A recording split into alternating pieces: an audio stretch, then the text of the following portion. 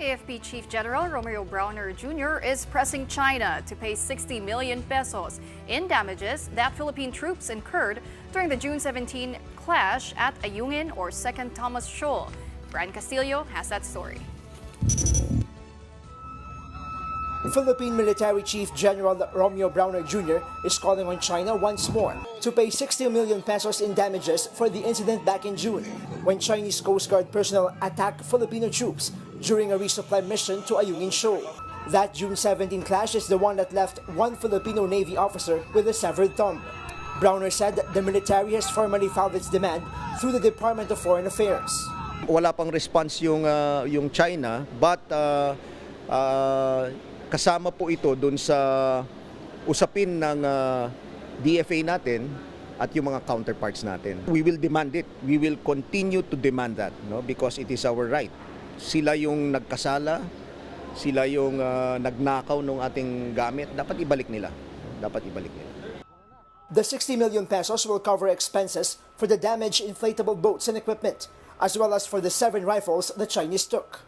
But it doesn't even compensate for the injury of the Navy servicemen. Apart from Seaman First Class Jeffrey Facundo, who lost his thumb, at least 7 other personnel were injured during the clash. Wala pa ho dun sa 60 million yung damage na that was caused on the person nung ating isang Navy personnel, no, nung naputulan ng daliri. Brawner said all these at the opening of the annual drills of all units of the Armed Forces of the Philippines known as Ajax Dagat Pa, or AFP Joint Exercises Dagat, Langit at Lupa. Unlike the Balikatan exercises, only Filipino troops, over 3,000 of them, are joining these drills, coming from the Army, Navy and Air Force, and Special Operations. Some members of the Coast Guard and PNP are also participating. Brawner says the objective of this year is the focus on territorial defense. Ang objective po natin dito sa exercise na ito ay maging dalubhasa yung ating mga sundalo sa territorial defense, no? Kung sakaling may mangyari, dapat alam ng mga reservists natin kung ano yung gagawin nila at paano sila papasok dun sa overall campaign natin sa pagdepensa ng ating bayan. They will be drilled on things like command posts, field training, and cyber warfare.